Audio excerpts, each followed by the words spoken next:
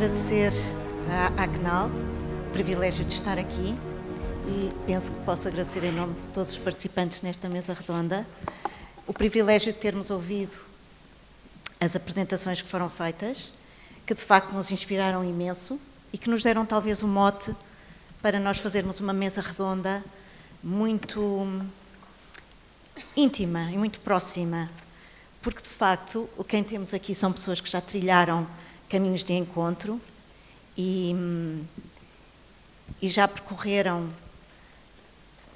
um trilho no sentido da amizade social muito relevante e, portanto, o que nós temos aqui como missão é encontrar aquilo que o Sr. Doutor dizia na apresentação anterior,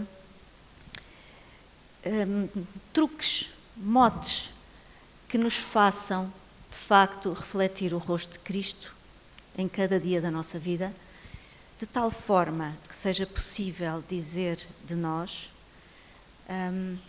vede como se amam, e chegar pelo amor que demonstramos à face do Criador.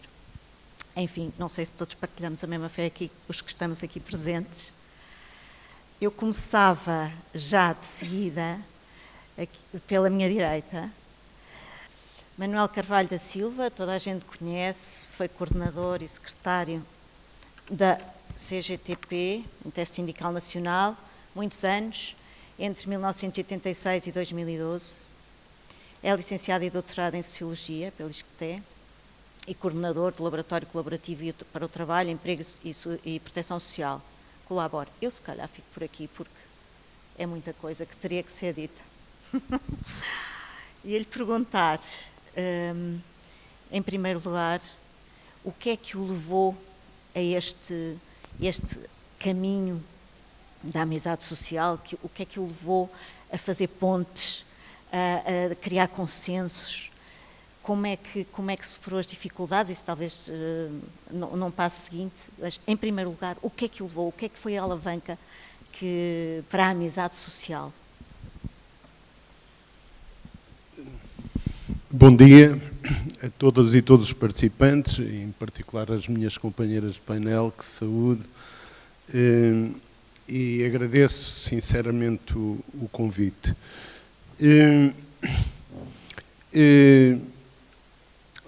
Nas notas que nos enviou, fala de, portanto, o exercício que pede, que agora repetiu, fala de, ou tem as palavras de memória, o fator de despoltamento, ou seja, o gatilho, não é? A expressão é sua, as causas de natureza social e o caminho. Eu acho que, acima de tudo, há caminhos, não há propriamente um gatilho.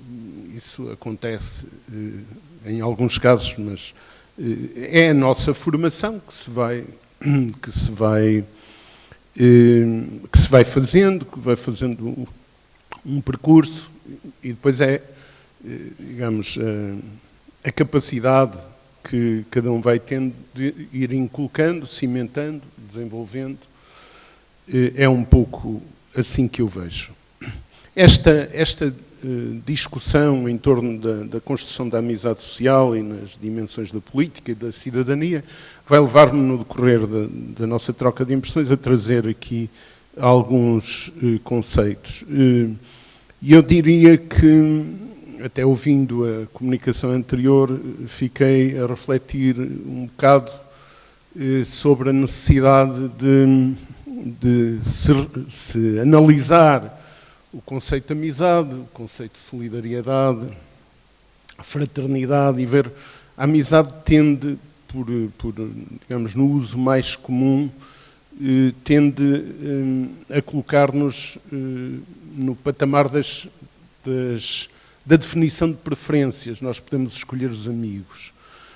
E eu acho que aqui, e eu em particular, e portanto a Igreja e o seu Papa em particular, querem dar uma dimensão de mais alcance do que essa escolha. O que é que me levou?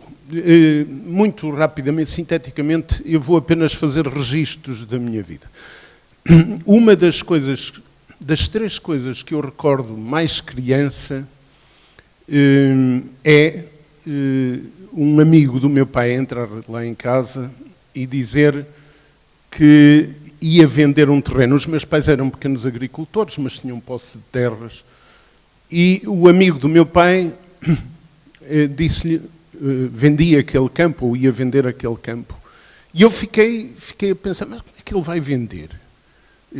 Porque a noção de criança muito pequenina, o campo estava ali, como é que ele o leva? Isso nunca mais saiu da minha cabeça. Um outro acontecimento foi, desde muito pequeno, isto marcou-me, é o que mais me marcou para o trabalho, é isto que eu vos vou dizer. Uma vizinha nossa, que era a agricultora maior lá da aldeia, e portanto que tinha posses, tinha uma prática muito, muito especial. Ela tinha sempre a trabalhar para ela, por exemplo, no verão. Alguns dos presentes, não sei se estão próximos de palavras e de conceitos que vou utilizar, mas o comum de vocês entende. Tinha jornaleiras que iam-se achar o milho, arrancar as batatas, etc. E a Dona Aurora tinha uma prática muito interessante. Em particular durante a tarde, e às vezes quando estava muito calor, aparecia no campo, lá andava o rancho das jornaleiras a sachar, e ela pegava também numa sachola, punha-se ao lado e começava a sachar com toda a velocidade e ia por ali fora, um pouco mais à frente, as jornaleiras coitadas, mal alimentadas, etc., com dificuldade, e ela dizia, é assim que se faz e tal. Andava ali 1 hora tal, e arranjava sempre um pretexto qualquer, ou vinha uma criada chamá-la ou qualquer coisa, e ela desaparecia, mas as jornaleiras lá ficavam a sachar o milho com calor, com dificuldade. Um outro aspecto que marca muito a minha vida e que me leva depois ao percurso que eu tenho foi o contacto e os ensinamentos. Sou batizado, fui à catequese, participei, embora não muito tempo, mas participei ainda durante uns anos, principalmente na adolescência, nas organizações da juventude, portanto, na Juventude Agrária Católica, na Juventude Operária Católica. E, portanto, tive um contacto, já vos digo qual foi o ponto de maior tensão antes de terminar, mas uma coisa que me marcou quando quando fui à primeira comunhão, etc., e comecei a assistir com um sentido mais já de pertença a uma comunidade concreta, era a pregação sobre o pecado e sobre o inferno. Os medos nunca mais saíram da minha cabeça e, por exemplo, isso levou-me muito mais tarde a reflexões sobre autores diversos acerca do risco e a relação entre risco e medo e como é que nos devemos posicionar, etc. O pecado, essencialmente, a Igreja evoluiu muito nesta abordagem do que é o pecado, mas era, acima de tudo, os pecados morais, porque dos outros não se falava muito. E, portanto, isso marcou-me. Depois, essa vivência na Juventude Agrária Católica, na Juventude Operária Católica, porque, entretanto, o meu pai, mais tarde, deixou-me fazer o curso de eletricista, e comecei a trabalhar em 1965 por conta de outrem, já como operário eletricista, e, portanto, nessa altura andava envolvido nas juventudes. E o que é que isso me ajudou-me muito? Ajudou-me aqui, o que é que nós fazíamos? Essencialmente, encontrávamos para ver como é que podíamos fazer uma peça de teatro, como é que organizávamos uma comissão para realizar a feira anual lá na freguesia, para fazer outras iniciativas. Portanto, era uma uma presença ativa relacionada com as coisas. E também com questões que têm a ver com apoio a famílias mais carenciadas. Há um aspecto que marca muito também a minha infância, que é o toque do sino pela morte das crianças. Ainda hoje eu sou capaz de distinguir nos diversos toques de sino a diferença entre o toque quando é um adulto e quando é uma criança, porque a mortalidade infantil era uma coisa que me impressionava muito. E, portanto, foi este percurso. Mais tarde convivi com o mundo operário na cidade do Porto, 3 anos e tal, e aí tive outros contactos, e outros contactos em vários espaços, e lá fui para a guerra colonial. E aí dá-se, e estou mesmo a terminar, e aí dá-se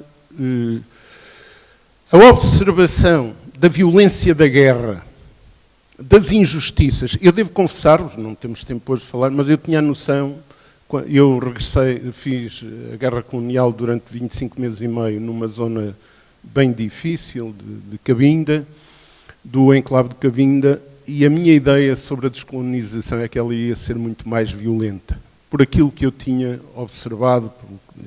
Enfim, mas aí o choque com a morte, o choque com os estropiados e a ausência de atenção de algumas instituições. Desde logo, a Igreja não tinha grandes condições, mas podia fazer alguma coisa. E isso levou-me, por exemplo, a um diálogo com o pároco da minha aldeia, com o padre José Fernandes, que um diálogo muito duro sobre o que é que podemos fazer, o que é que devemos fazer. A gente manteve sempre uma relação, mas nesse momento foi muito duro, talvez mais duro para ele do que para mim. Ele emocionou-se mais. Foi numa das minhas vindas de férias durante a Guerra Colonial e depois desaguei no mundo do trabalho já em mais aceleração. E aconteceu-me que em agosto de 1973 eu tinha acabado de ser pai pela primeira vez, a 26 de julho, e fui despedido sendo considerado a expressão vou usar porque era o que ele dizia. Eu era um excepcional quadro intermédio em preparação, mas cometi o erro de identificar como é que se desviava a aço, era uma fábrica de produção de talheres, como é que se desviava a aço da fábrica e para onde é que ele... E porque é que às vezes algumas encomendas não eram possíveis de ser feitas. Isso levou-me a tensões, a solidariedades, aproximou-me dos sindicatos e a primeira vez que fui eleito foi a 25 de fevereiro de 1974, porque na empresa para onde entrei, uma multinacional alemã, a noção que os alemães tinham do que estava a acontecer e do que ia acontecer levava-os, por exemplo, a incentivar que nós criássemos uma comissão mista, portanto uma parte patronal, outra parte... É uma das designações, das velhas designações daquilo que mais tarde deu origem a comissões de trabalhadores. Portanto, eu surgi, depois vim fazer um mandato para a direção da Intersindical, em janeiro de 1977 assumi esse compromisso, e era mesmo para vir fazer 3 anos, e por cá fiquei e mudei de rumo e vamos ter a oportunidade de falar outras coisas. Obrigado. Eu que lhe agradeço, obrigadíssima. Eu vou agora pedir à Rita Sacramento Monteiro, que está exatamente, mas antes disso vou apresentá-la. A Rita Sacramento Monteiro é o elemento mais jovem desta mesa redonda.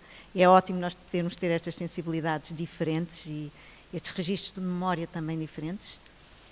A Rita é mestra em Ciências da Comunicação pela Faculdade de Ciências Humanas da Universidade Católica e coordena desde há 5 anos o programa de voluntariado do Grupo EDP. Faz parte da equipa de coordenação que dinamiza a economia de Francisco em Portugal. Apesar da sua memória ser mais fresca, Rita, eu também lhe pedia para dizer o que é que a levou a entrar neste mundo do voluntariado, sendo que eu dou aqui um dado que não dei, porque estava muito tocada pela apresentação prévia. Eu tinha aqui uns dados de contexto em Portugal. A amizade social em Portugal encontra um terreno muito difícil pela própria natureza do país, sendo que no início do milénio, nós, Portugal, era o país de Europa com uma menor taxa de associativismo por habitante da Europa, de toda a Europa. Portanto, isto dá-nos um quadro de um país que não gosta muito da arte do encontro, pelo menos não a pratica, e, portanto, uma jovem como a Rita ter dado o passo em frente na sua geração, é importante percebermos o que é que a motivou, quais foram as suas memórias que mostram o que é importante nessa alavancagem. Obrigada. Obrigada, Dina. Olá, bom dia a todos. Quando pensava, e agora ao ouvir o Manuel, achei engraçada a ideia de caminho, não é? Não sei se há propriamente um gatilho ou se também deriva muito de quem somos, das pessoas que vamos encontrando e da nossa inclinação natural. E quando fiz este exercício de memória, lembrava-me que aos 7 anos quis tornar-me escoteira. Eu sou escoteira desde os 7 anos e hoje estão aqui muitos escoteiros e eu fico muito feliz por isso, para que me sinta ainda mais em casa. E lembro-me que foi num lanche de aniversário que a minha mãe falava com outra amiga e a amiga dizia: olha, a Rita dava uma boa escoteira, se calhar gostava de ser escoteira. E eu disse que sim, que queria muito ser escoteira, e na altura eu lembro-me desta ideia em pequena, que não sei dizer de onde é que terá vindo, nem seria talvez muito purificada, portanto também deem a devida atenção, mas eu senti este desejo de ajudar os outros. E ao longo da vida, acho que este desejo foi passando, este movimento de saída, que eu acho que é disso que hoje estamos a falar. A amizade social é um movimento de saída, eu vou ao encontro de um outro, com todas as complexidades e as diferentes dimensões que isso tem, mas esse desejo foi passando por diferentes fases. Uma fase mais de criança e mais ingênua e menos consciente, depois se calhar uma fase mais ativista, portanto a minha ligação ao voluntariado formal até é mais profissional e dos últimos anos, porque como escoteiros nós temos muito internalizada a ideia do serviço, portanto a palavra voluntariado até é uma palavra que vem mais tarde na minha vida. Para mim a ideia que eu tinha era a ideia da boa ação diária, do mais forte que protege o mais fraco e do estar alerta, do estar ao serviço, do estar atento. Não é? Aliás, a palavra scout, escoteiros em inglês, vem daí. Não é? To scout é uma pessoa que se põe a caminho, que quer estar atenta, que quer destrinçar a realidade. E, portanto, eu acho que fui passando por estas fases. Tive uma fase muito ativista na minha paróquia e como escoteira e em grupos de jovens e, portanto, de um grande ativismo. Lembro-me quando mais tarde, e foi há 10 anos que descobri a espiritualidade inaciana, lembro-me nos exercícios espirituais ter tido uma pequena epifania, talvez pequena, grande epifania, de que Deus não quer propriamente que sejamos boas pessoas, quer que sejamos pessoas plenas, e isso é muito diferente de sermos boas pessoas, e isso foi-me desafiando a olhar também para a forma como pensamos a caridade, e falávamos aqui em solidariedade também, ouvíamos o Luís, foi uma intervenção extraordinária, ouvir falar sobre solidariedade, e eu também fui questionando esta narrativa cristã da solidariedade, da caridade, continuo a questioná-la, e portanto fui crescendo nestas experiências, e depois, e realmente a vida é muito... Enfim, nós encontramos muitos bons samaritanos. Eu fui também encontrando muito bons samaritanos que me acolheram e que me amaram, e eu acho que isso me deu mais desejo de querer amar e acolher o outro. E a dada altura, em 2015, quando nós víamos, e lembram-se, não é? Agora não se vê tanto, mas elas ainda existem, mas as imagens dos barcos que se afundavam no Mediterrâneo, e eu já estava a trabalhar na EDP, não estava na área onde estou hoje, e depois destas imagens senti um desejo enorme de ir ao encontro destas pessoas e conhecer as histórias. E eu nunca tinha feito voluntariado internacional, não tinha propriamente um desejo que havia na minha geração de ir para a África, fazer missão, e que hoje ainda há, e ainda bem que há, mas eu nunca tinha tido. E de repente tive este desejo de ir para as portas da Europa a conhecer estas pessoas, e pedi uma licença sem vencimento ao meu chefe. Felizmente a EDP permitiu-me isso, e acho que esta foi uma experiência muito forte. Não foi um gatilho, mas foi marcante. E esta experiência de me encontrar e de conhecer refugiados e de dar um nome às pessoas e uma história, e de perceber que o outro é tão outro como eu sou outra também, e ele é refugiado, poderia ser, ou posso vir a ser eu amanhã, ou eu também sou refugiada de outras maneiras na minha circunstância e na minha existência humana, e isso foi muito marcante. Isso abriu-me às outras religiões. O Luís falava, eu já participei neste encontro em Sintra. Portanto, todas estas experiências me foram abrindo e querendo estar muitas vezes mais na periferia do que com os outros que são muito parecidos comigo e pensam como eu. E, portanto, ficaria por aqui para ouvir a minha homónima. Obrigada, Dina. Muito obrigada.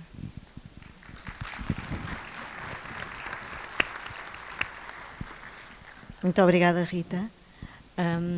Eu deixo só aqui um pequeno apontamento, que às vezes nós, os cristãos empenhados, podemos ter a sensação de que só temos para dar. E, portanto, o movimento de saída é um movimento carregado, vai ser um movimento de dádiva. Quando, na verdade, o que nós vimos a verificar, aquilo que a Rita acabou de referir, é que o privilégio do outro é sempre muito maior do que aquilo que nós podemos dar. Ou seja, o amor tem estas duas faces, não é? De dar e de receber. A verdade é que a plenitude vem-nos da plenitude do outro, que o outro próprio nem reconhece em si próprio, se calhar. Mas este espelho que também está na Trindade e que é uma pessoa, resulta da nossa abertura e do nosso esvaziamento pessoal pelo outro, ainda que o outro seja desvalido, desmemoriado, esteja na franja mais desprotegida, mas ele tem essa plenitude que nos vai preencher e vai preencher os nossos vazios. Eu penso que a Trindade é este modelo em que nós temos que deixar para trás aquilo que achamos que são as nossas valências e que podemos levar de riqueza, mas é desprender-nos dela e estarmos totalmente disponíveis ao outro. Passava agora a palavra à Rita Valadas, também toda a gente conhece muito bem. A Rita é presidente da Caritas Portuguesa e assessora à Santa Casa da Misericórdia. Vou ler aqui o pequeno resumo biográfico. Licenciou-se em Política Social em 1985, pelo ISCSP, e estudou Creative Leadership na Thanks School. Acho que é assim que se diz. O seu percurso profissional foi exercido maioritariamente na área da intervenção social da Santa Casa da Misericórdia de Lisboa, onde foi administradora executiva nas áreas da ação social, do empreendedorismo, economia social e do voluntariado. Tal como a sua homónima, ia-lhe pedir para nos dizer como é que chegou como é que se chegou a concretizar tanta coisa, mas qual foi esse iníciozinho que foi o pontapé de saída, Rita? Obrigada. Obrigada, Dina. Bom dia a todos e boa tarde. É fantástico estar aqui neste registro. Esta pergunta que me foi atirada levou-me a pensar porque eu não sabia responder. Eu não faço ideia. Eu sempre me lembro de querer muito trabalhar com pessoas, de gostar de ouvir, de saber o que acontece, de tentar encontrar soluções para problemas mais simples e coisas mais complexas. E pus-me a pensar porque é que isso terá acontecido. Eu sou filha de militar, e a minha primeira memória desta necessidade de contacto com as pessoas vem de muito cedo. Eu fiz com o meu pai 2 comissões em Angola, em zonas de 100%, portanto zonas muito difíceis, e em que o meu primeiro ano na escola foi numa missão, no norte de Angola. Eu e o meu irmão gêmeo, comigo, éramos os únicos meninos brancos, os outros eram pretos, e eu lembro-me de me encantar com as aulas e sempre gostar de... tenho que falar alto. Está bem, vou tentar. E sempre querer saber porque é que aqueles meninos eram diferentes, porque é que eu não vivia no mesmo sítio que eles, e procurei sempre ir... E era muito pequenina. Como o meu pai era militar, e em 73, parece que isto aqui há uns anos que são marcantes, em 73 eu vim de Angola, onde tinha feito a terceira e quarta classe, e fui para o Instituto Odivelas. Claramente o Instituto Odivelas deixa-nos uma marca de olhar muito atenta. Eu costumo dizer que aprendi o que é amizade lá. E o que eu aprendi sobre o que é amizade é uma amizade, é um sentimento que eu ouço os outros descreverem como amor para outras coisas. Enfim, eu tenho aqui uma colega de colégio e o que nós vivíamos era uma fraternidade tão completa que aquilo que eu aprendi a viver e a ser na vida começou aí. Nós, desde os 9 anos, que aprendíamos e decidíamos da nossa vida em conjunto com os nossos professores. As nossas famílias estavam mais longe, por muitas e variadas razões, no início até porque ainda estavam em comissões. Esta maneira de olhar a vida e a relação com as pessoas começou claramente por aqui. E por isso eu não sei dizer quando é que foi, nem tenho nenhum gatilho. Sei identificar que a preocupação mais profissional sobre estas questões começou quando eu, nesta vontade de trabalhar com pessoas, quando pensei para que faculdade é que eu vou, eu decidi que queria ir para o Instituto Superior de Ciências Sociais e Políticas, fazer política social, e ingressei nas duas faculdades, no ISCSP e no Instituto de Serviço Social, porque também não sabia bem o que é que eu queria. Naturalmente, a razão que me levou depois a optar pelo ISCSP terá sido menos prosaica, porque o Instituto Superior de Serviço Social pagavam-se propinas muito mais altas e eu no ISCSP não tinha. Mas agradeço muito que esse tenha sido o caminho, porque eu acho que a formação que eu tive era muito mais adequada à pessoa que eu era. E queria não só construir soluções em caixinhas, e queria encontrar soluções com os recursos que nós temos, com os nossos mais próximos, com tudo o que tínhamos à mão. E quando eu entrei, portanto, foi esse o meu percurso que também marcou isto, e depois a minha primeira experiência profissional. A minha primeira experiência profissional foi ao abrigo do Plano de Emergência para a Península de Setúbal. Por aqui, algures. Por acaso não era aqui, porque eu fiz atendimento social em Palmela, Quinta do Conde, mais para esses lados. E nessa altura a crise era enorme. Eu aprendi aí coisas que já foram muito úteis na minha vida para outras crises que eu vivi e que eu tive de trabalhar, porque não havia recursos, ninguém conhecia como é que havia de trabalhar com situações que não eram as ditas típicas das situações sociais, porque atacava a classe média e não havia programas nem medidas de política, não havia nada dessas coisas. E eu lembro-me que a equipa do Centro Distrital de Setúbal, com um grupo enorme de miúdas ousadas e meias doidas para ir para o terreno e encontrar soluções, deu uma abertura e uma flexibilidade de aprendizagem que, como primeira experiência profissional, me ajudou muito. E eu tive a certeza que era aquilo que eu queria fazer. Eu ainda hoje adoro fazer atendimento e tenho muita pena de não ter tempo para fazer, porque este interface de conhecer as soluções e os problemas e tentar encontrar soluções sempre foi importante para mim. E hoje, que tenho outras responsabilidades e já tive outras responsabilidades, acho que essa passagem e esse contacto face a face, o encontrar no próximo também os recursos para ajudar a encontrar a solução, foram absolutamente fulcrais neste meu caminho. E o meu pai costumava dizer que eu devia ter ido para a advogada porque era muito refilona. E eu acho que isso também é verdade. E ainda bem que eu sou refilona, porque eu não me conformo com a situação das pessoas quando não esgotei todas as hipóteses e todos os caminhos que eu possa encontrar e não fui procurar nas redes a solução para o que aparece. Mas não sei quando é que foi que começou. É assim, pronto.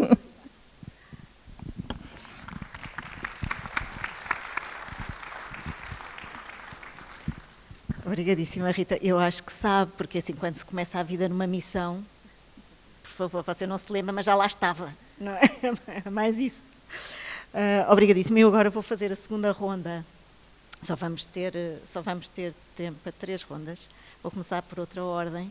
Sendo que a pergunta, e agora é-me devido só aqui um pequeno comentário depois da apresentação da Rita, que é nós aqui em Portugal, nota-se um pouco a tendência para, de facto, o diagnóstico, o pensamento, e o Papa Francisco tem-nos dito muitas vezes, a realidade é superior à ideia, a realidade é superior à ideia. Portanto, nós não podemos ficar na ideia, como não podemos ficar...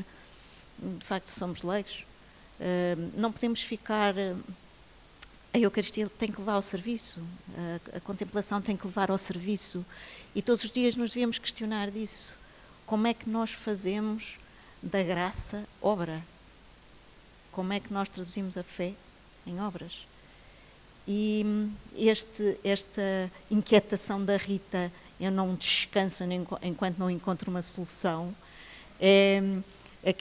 naquela dupla vertente que o Papa Francisco também nos fala, que é a vertente de ajudar o pobre com o pão, mas também é a vertente de criar uma instituição, ou mecanismos institucionais que não permitam que ele não tenha o pão.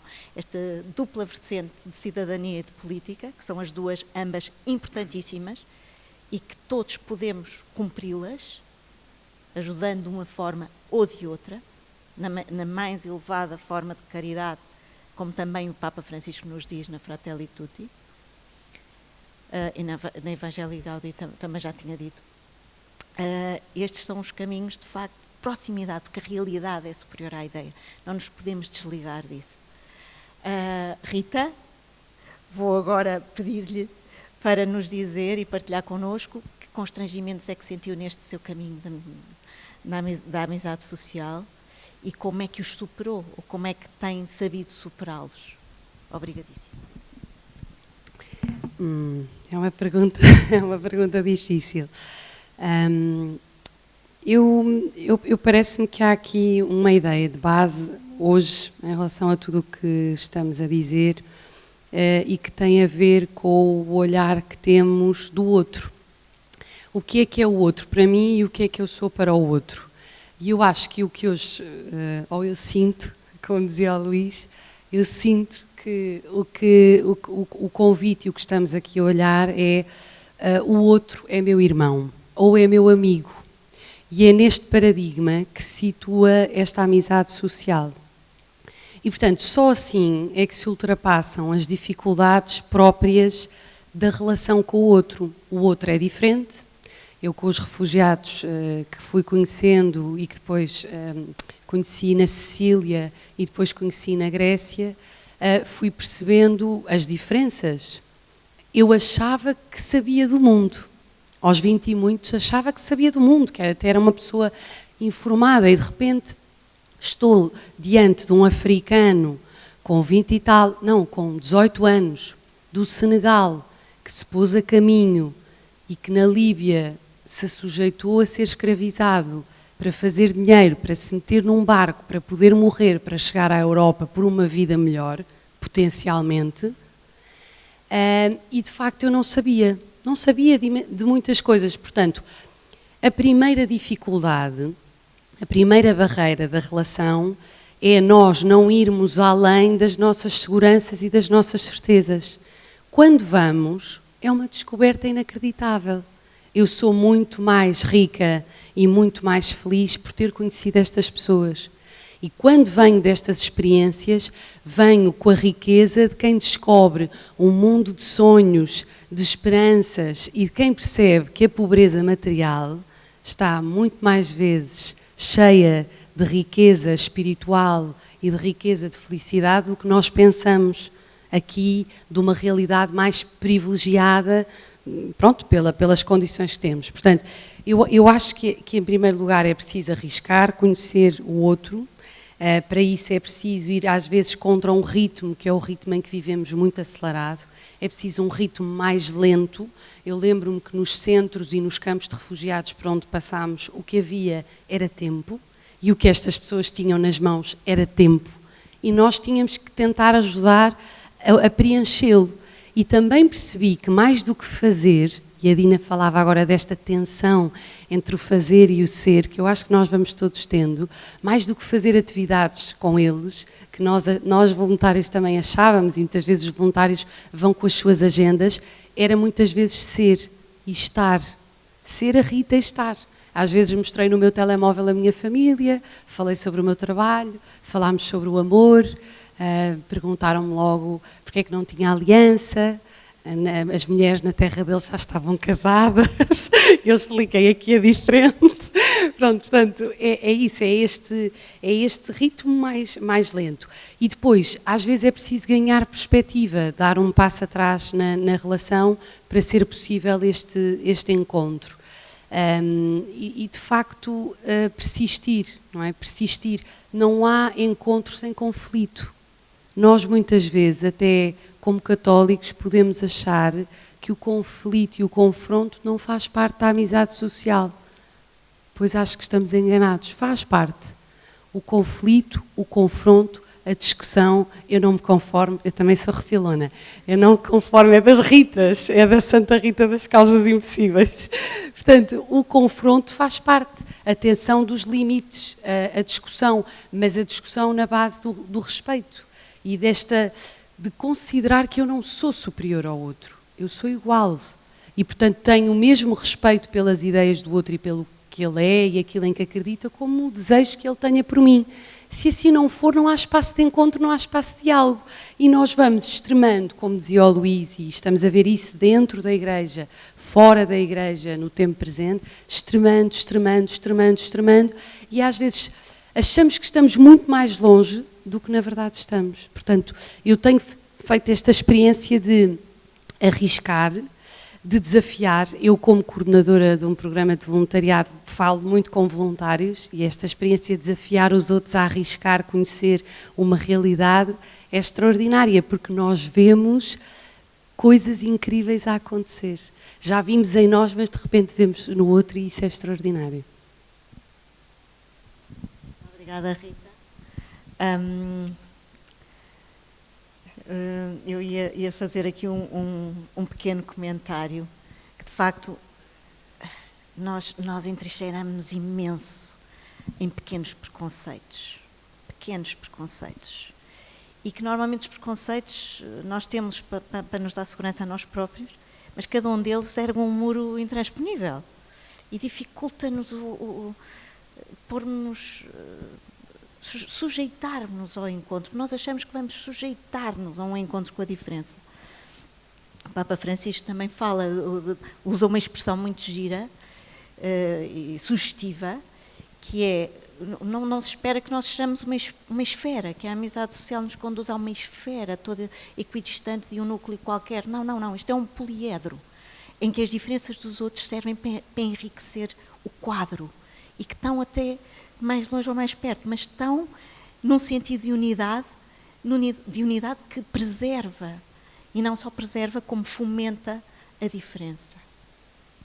E isso é o maior respeito, que é o que está subjacente ao amor e à paz social, não é? Agora, eu passava à Rita Valadas, se não se importa, também para nos dizer quais foram os constrangimentos que mais sentiu neste caminho e como é que faz por superar. Eu acho, só para pegar numa palavra sua, que aqui há alguma dinâmica, o preconceito é um belíssimo princípio, até pelas gentes da palavra, é um pré-conceito, quer dizer que nós temos alguma ideia sobre a coisa. E isso não é obrigatoriamente negativo, pode ser um belíssimo princípio, até começar por confrontar, esta é a minha ideia, será que é assim? Tentando apanhar a sua pergunta, dizer-lhe que nós vivemos todos muitos conflitos na ação, porque todos os dias temos convicções novas, problemas novos, dúvidas novas, nem sempre recursos novos, não é? Portanto, isso é aqui uma dificuldade. Mas eu tenho a plena convicção de que a solução da maioria das minhas dificuldades está na proximidade e o principal problema é exatamente porque nós temos pouca prática de fazer proximidade. Há bocado falavam-se das questões das estratégias e eu não tenho dúvida de que é muito importante nós termos uma estratégia como indicativo do qual é o caminho que nós gostaríamos de percorrer.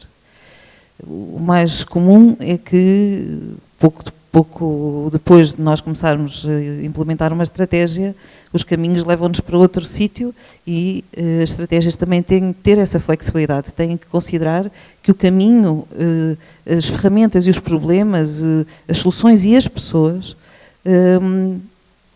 têm que ser prioridade sobre a estratégia pré-estabelecida. E isso só se consegue fazer na proximidade. E eu trabalho há mais de 30 anos com as questões da pobreza. Quando eu fui trabalhar para a Santa Casa da Misericórdia de Lisboa, estava em curso o 2º Programa Europeu de Luta contra a Pobreza. E de todas as experiências profissionais que eu fui tendo com várias periferias, com muitos problemas, é bom ter um referencial, mas se nós não formos junto, não resolvemos. E se calhar não resolvemos 100, resolvemos 1. Mas esse 1 vai conseguir ser muito mais produtivo do que os 100 de estatística que nós podíamos resolver. E, por isso, o meu problema é muitas vezes a dificuldade que se tem de entender que nós não vivemos para fazer estatística, vivemos para resolver os problemas. E, na verdade, os programas todos que têm havido há 30 anos para cá ainda não resolveram o problema da pobreza, que dentro da sua estatística varia de vez em quando por razões cosméticas, mas não se resolve. A verdade é que quem está no território sabe que, quando nos dizem conseguimos tirar 700 e não sei quantas mil pessoas da pobreza, onde? Pronto, a leitura dos números também é fria, descontextualizada da realidade, e enquanto a proximidade não for trunfo, eu acho que não existe maneira. E é por isso que eu tenho muito orgulho em ser serviço da Caritas em Portugal. Porque mais próximo, rede mais próxima, é difícil. Muito obrigada, Rita. Eu vou só dar aqui uma chega a propósito da pobreza. Era outro número que eu tinha para vos dar no princípio deste painel, que é, em relação à pobreza, os dados são da Fundação Francisco Manuel dos Santos, e são muito recentes, 1 em cada 5 portugueses é pobre, o que faz 1,7 milhões de pessoas.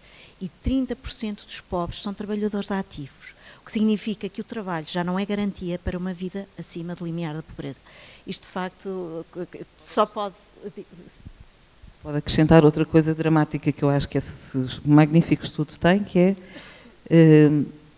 ter muitos filhos pode conduzir à pobreza.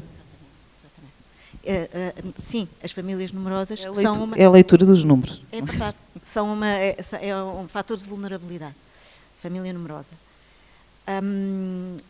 Só apenas outra chega da apresentação da Rita. o Papa Francisco na Fratelli Tutti, uma vez que a Fratelli Tutti serve de pano de fundo a este nosso encontro, é que há uma diferença em planificar para os pobres ou percorrer o caminho com os pobres. E a estratégia e a planificação põem de parte exatamente as pessoas e que só a proximidade resgata, por assim dizer. Portanto, de facto, esta nota que a Rita deixou de proximidade é, na perspectiva do Papa Francisco, absolutamente crítica numa condução certa das políticas de pobreza e de assistência. Obrigadíssima. Manuel Carvalho da Silva, é a sua vez de nos dizer que deve ter... Bem, aqui o Manuel Carvalho da Silva é a pessoa que sentiu mais constrangimentos e porque teve mais tempo também para os sentir, mas também em funções em que era chamado... Não, e não só da idade, porque foi sempre chamado a fazer consensos. E, portanto, sentiu, com certeza, alguns constrangimentos importantes e também conseguiu superá-los, que nós sabemos disso, e só lhe pedíamos para nos dizer como. Há pouco disse, com a propósito, situou o conflito, não é? Nós portugueses somos, a sociedade portuguesa, mesmo na academia, ou até em particular na academia, tem uma postura em relação à concepção do que é o conflito e como o conflito faz parte da relação entre os seres humanos, e então quando se transpõe para o trabalho, que é incrível. E eu acho que isso é uma perda, é um déficit muito significativo. Eu sou um privilegiado na minha vida, mas digo muito convictamente, e começo logo por fazer esta referência. A Dina fez referência à encíclica, à Fratelli Tutti, e no capítulo A Política Melhor está lá explícito porque é que eu sou um privilegiado. Porque o Papa Francisco diz: a grande questão é o trabalho. E depois, eu acho que vale a pena ler esse parágrafo. E, portanto, eu felizmente apaixonei-me pelo trabalho. O trabalho, eu sou um viciado no trabalho, ou seja, do ponto de vista prático, em algumas coisas não sou exemplo, porque trabalho até excessivamente em várias fases da minha vida. Mas sou privilegiado porque o mundo do trabalho, digamos, acolhe o fundamental das tensões, dos caminhos para a resolução dos problemas. O trabalho é mesmo central na sociedade e tem que ser dignificado. E as soluções para muitos dos problemas vêm daí. Os constrangimentos encontrei muitos, mas formas de os ultrapassar também. Há pouco estava a ouvir o diálogo e ocorria-me os excepcionais momentos que eu vivi na minha vida, alguns partilhados para resolver problemas delicados. Muitos dos presentes e das presentes recordam-se do combate ao trabalho infantil nos anos 90, o significado excepcional que isso tem. Por exemplo, em Portugal pouca gente sabe, mas a convenção da OIT do final dos anos 90, eu julgo que formalmente já só foi publicada em 2000, sobre o trabalho infantil, que é aquela mais avançada que a OIT tem neste momento, resultou muito do trabalho feito em Portugal e portanto, de um percurso que foi longo, mas interessante. E recordo-me de ter o privilégio, nós, na criação da Confederação de Combate ao Trabalho Infantil, eu tive o privilégio de fazer uma aliança com o Dom Manuel Martins, e de estarmos os dois em Braga a decidir, bem, agora falas tu ou não falas, falo eu, e ele ter-me dito, não, tu tens que ir falar. Dom Manuel, mas eu não estou preparado para falar, estava a pensar que o Dom Manuel ia encerrar isto. Não. Depois tocou-me e disse, olha, sabes, eu quando estou indeciso e vejo, porque o ambiente era um bocado pacífico, e estou a terminar uma homilia, vejo isto hoje não. Eu lembro, o que é que eu hei de dizer para instabilizar as consciências. Mal que tu, olha, vai lá. E eu, para aí, 3 ou 4 minutos depois, tive que ir e encontrar uma intervenção que cimentasse aquilo que queríamos fazer ali. Mas, portanto, sou um privilegiado em imensas intervenções, umas mais pontuais, outras maiores, sobre os temas mais diversos, também em ações mais dirigidas para o combate à pobreza. Eu queria telegraficamente deixar 3 ou 4 notas. A primeira é, quando eu fui despedido em 1973, eu tinha uma muito boa relação com a generalidade dos trabalhadores da empresa, em particular com aqueles que eram a vanguarda operária, que eram os operários metalúrgicos da secção de moldes. Os moldes são sempre aquilo é arte quase, não é? E eram trabalhadores qualificados e, normalmente, mais qualificados, mais preparados e mais conhecedores. E eles diziam-me, aquilo pressentia-se que eu podia ser despedido, e eles diziam-me, em particular o principal, se te criarem problemas, nós vamos parar isto e tal.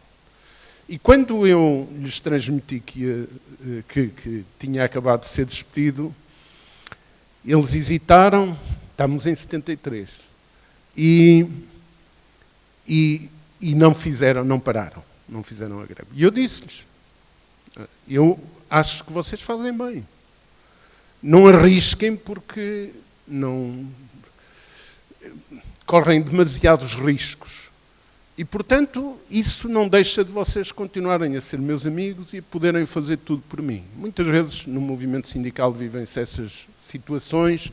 Esta foi a situação limite que eu vivi, o bloqueio. Outros bloqueios. No movimento sindical, em grande parte de diálogos com trabalhadores para discutir problemas individuais, e o leque dos problemas individuais é imenso, não são só os leques, não é o leque dos problemas coletivos, é o leque dos problemas individuais. A mim aconteceu-me que a maior parte das vezes eu não tinha não tinha mais nada a oferecer que não fosse partilhar o problema, refletir com a pessoa, e mesmo para soluções coletivas muitas vezes não estava escrito em sítio nenhum o que é que podíamos fazer, apesar de sermos preparados para sabermos o contrato coletivo de trabalho, etc. Os grandes bloqueios que senti e que sinto hoje, e enuncio-os apenas, e enuncio-os tendo em conta todo o meu percurso de sindicalista, que foram muitos anos, mas também de trabalhador por conta de outrem, fora do sindicalismo, antes de ir para o sindicalismo, e agora já levo mais 10 anos de trabalho ativo, mesmo no laboratório que coordeno, onde participa a Santa Casa da Misericórdia de Lisboa, a CNIS, mas também 3 grandes grupos empresariais, designadamente a Delta, a Motengil e a SONAI, mas também centros de investigação e universidades. Grandes bloqueios que vos deixo e que eu fui contactando, portanto, e vivendo situações de aproximação, situações de dificuldade de interpretação, tensões em contextos de ruptura, mas o que é que me foi, ao longo do tempo, sendo propiciado ver? Primeiro, esse lugar absolutamente central do trabalho. Em segundo lugar, ou associado com isto, uma questão que a Dina levantou há pouco, porque disse, nós temos que caminhar, é preciso aqui fazer, no fundo deu o sentido que há um conjunto de coisas, de práticas que devem ser instituídas, portanto, na relação ao chamar, ao convocar a cidadania e a política, inevitavelmente é isso. E há uma observação que me permitam, que é esta. Discute-se muitas vezes, é preciso trabalharmos para alterar valores,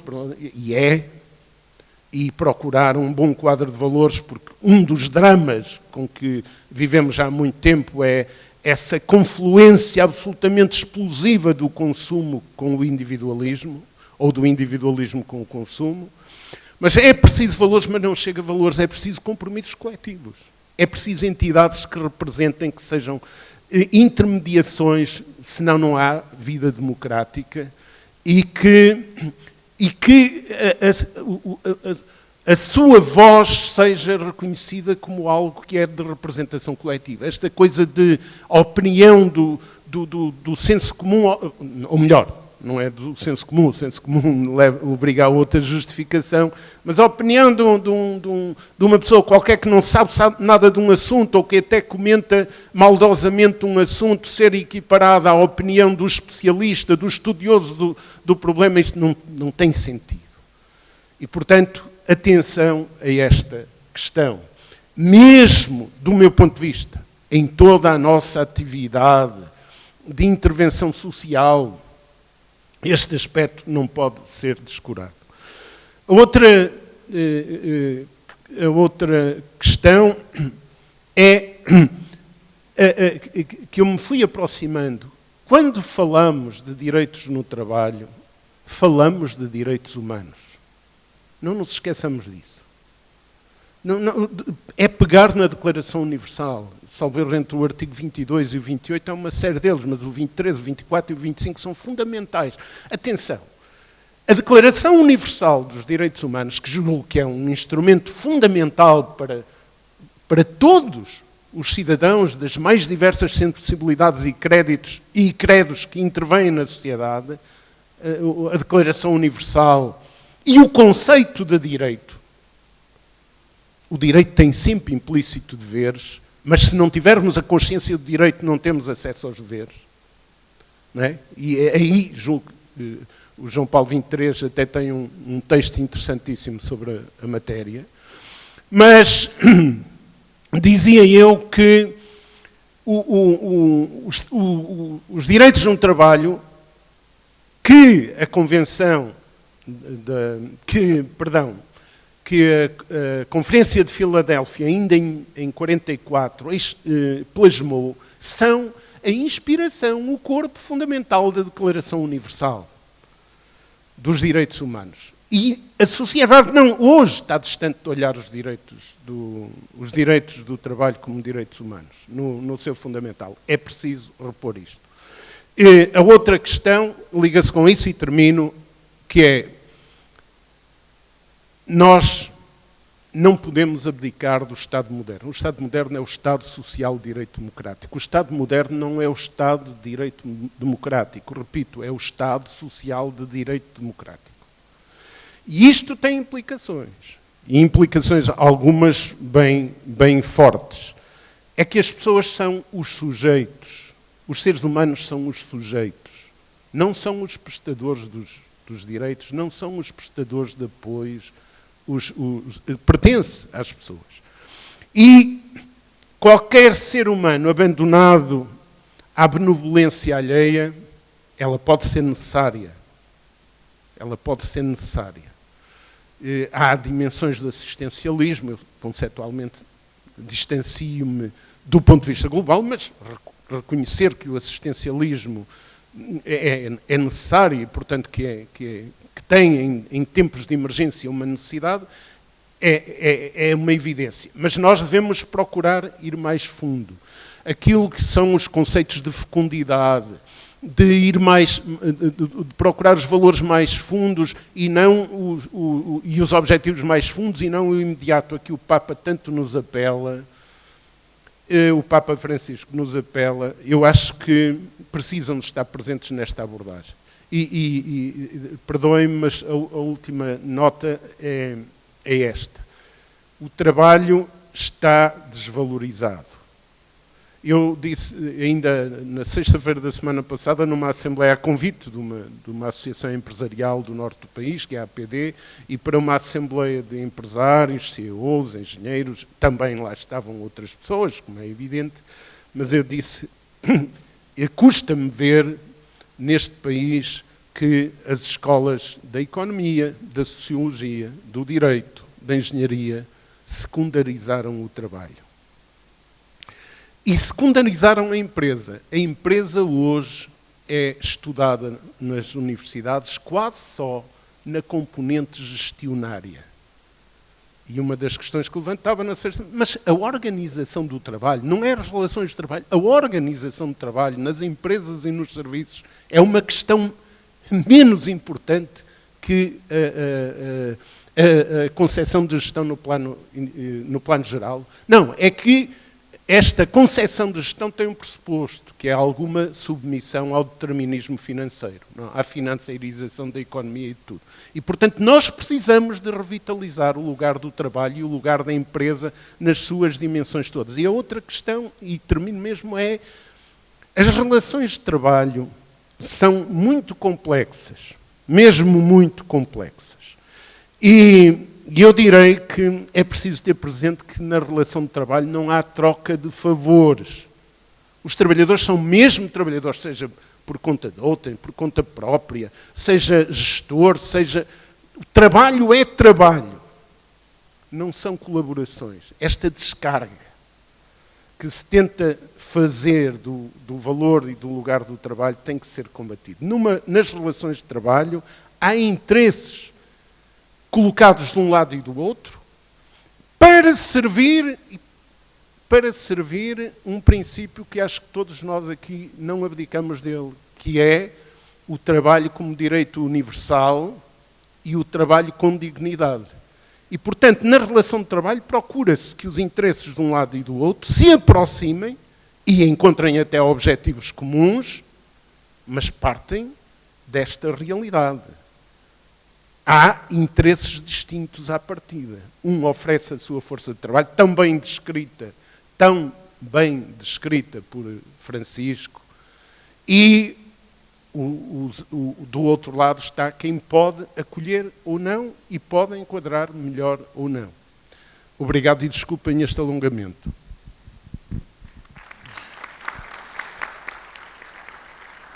Muito obrigada, Manuel. Não vai existir uma terceira ronda, infelizmente, nós chegamos ao limite de tempo. Vou só dar 2 achegas. Bom, mas vamos ter mesmo que encerrar o painel, já chegamos ao limite. Vou fazer apenas dar uma achega aqui à última apresentação.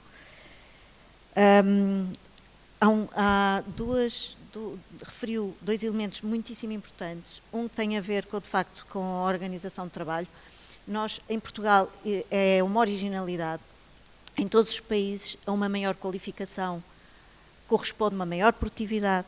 Em Portugal, a uma maior qualificação não corresponde uma maior produtividade por causa da organização do trabalho, por causa da desorganização do trabalho, por causa da rotinização e, por de facto, e agora trago a Fratelli Tutti e aquilo que o Papa já, desde João Paulo II, nos vem dizendo, de facto o trabalho não é só uma forma das famílias se remunerarem, é uma forma de as pessoas poderem contribuir com toda a sua criatividade para o bem comum e também para se cumprirem elas próprias como pessoas nessa originalidade.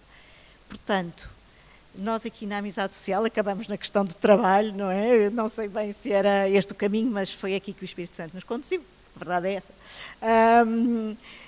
Eu diria que talvez seja, como disse o Manuel Carvalho da Silva muito bem, o eixo da dignidade da pessoa, porque é aí que ela se pode cumprir e pode dar o seu melhor, não só no trabalho, mas também na família, nos grupos, etc. Resumia este painel com estas ricas intervenções, como dizendo que no movimento de se pôr a caminho, neste movimento de saída, está, se calhar, a premissa de toda a amizade social, sairmos do conforto das nossas paredes, das nossas casas, dos nossos sofás, da nossa pequena família, do nosso pequeno grupo e ousarmos arriscar, como dizia a Rita há pouco. E este risco é um risco que se pode assumir em todas as idades, porque em todas as idades nós temos proximidades que podemos criar, sendo próximos e tornando-nos próximos. E talvez com este pequeno resumo, que de certeza que é muito pobre perante aquilo que ouvimos, despeço desta manhã e agradeço a vossa presença e estes fantásticos testemunhos. Obrigadíssima.